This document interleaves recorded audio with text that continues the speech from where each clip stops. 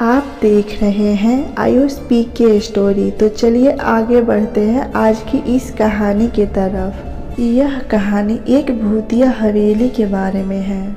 यह हवेली राजा महाराजाओं के समय में बनी हुई थी, लेकिन पिछले 18 सालों से इस हवेली में आज तक कोई भी रहने के लिए नहीं आया है।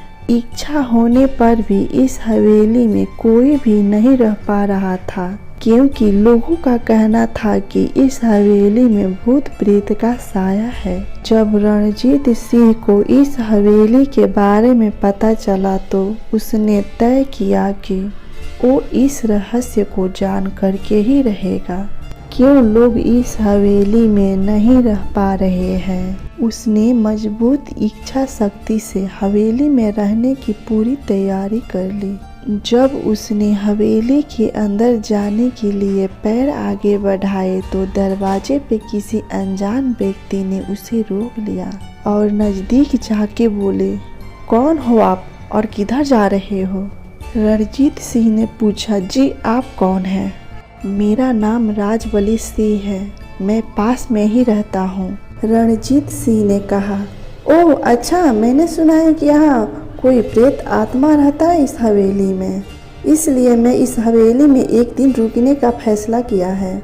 राजबली सिंह ने कहा, जी हाँ, आपने सही सुना है और आप भी अंदर मत जाइएगा। मेरी माने तो आप भी वापस लौट जाइए, यहाँ बहुत खतरा है। यह सुनकर रणजीत सिंह खुश हो गया, जैसे कि उन्हें कोई लॉटरी लग गई हो। राजबली ने उनकी खुशी को देख कर के बोले, आप क्यों खुश हो रहे हो? आपको भूतों से डर नहीं लगता?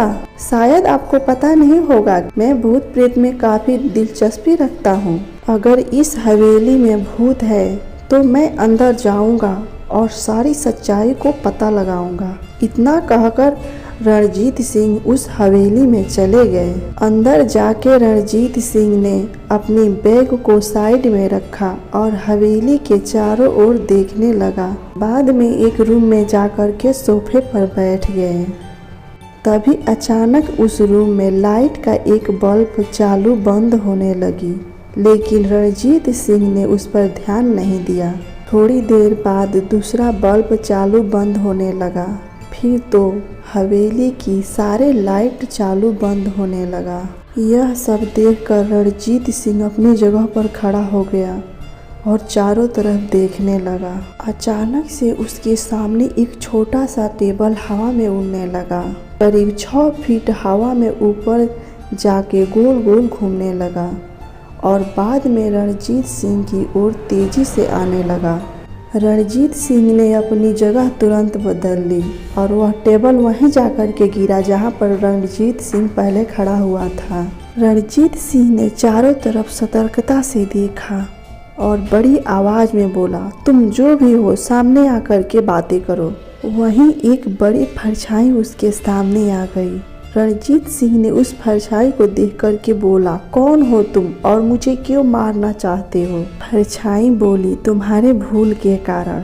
रणजीत सिंह बोले, मेरी भूल? कौन सी मैंने भूल की? परछाई बोली, इस हवेली में आने की भूल की है तूने। मैं किसी को भी इस हवेली में खुश नहीं देख सकता। रणजीत सिंह बोले, आखिर क्यों आप सबको मार देना चाहते हैं? वो परछाई ने जवाब दिया, आज से 18 साल पहले इस हवेली के मालिक ने मुझे यहीं पर ही मार डाला था। मेरी कोई भी गलती नहीं थी। इस वजह से मेरी आत्मा इस हवेली में भटकती रहती है। मैं किसी को भी इस हवेली में नहीं रहने दूंगा, क्योंकि इस हवेली में मेरा खून हुआ था। इस हवेली में जो भी रहने के लिए आएगा उसकी मौत होगी। रणजीत सिंह ने कहा, मैं तुम्हें अपने असली रूप में देखना चाहता हूँ। वह परछाई बोली, हाँ क्यों नहीं, मैं तुझे मारने से पहले तुम्हारा इच्छा जरूर पूरा करूँगा। और उस परछाई ने एक भयानक रूप ले लिया।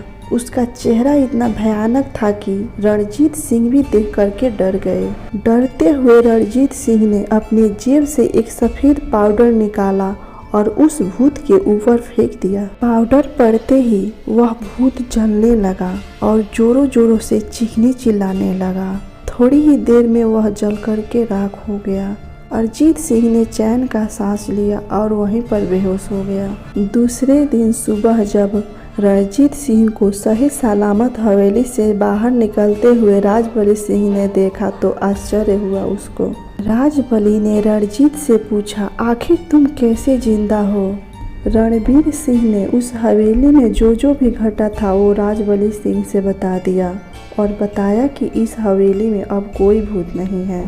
दोस्तों, आपको मेरी यह कहानी आज की कैसी लगी? अगर आपको मेरी कहानी अच्छी लगी हो तो मेरे वीडियो को लाइक करें और मेरे चैनल को सब्सक्राइब करें।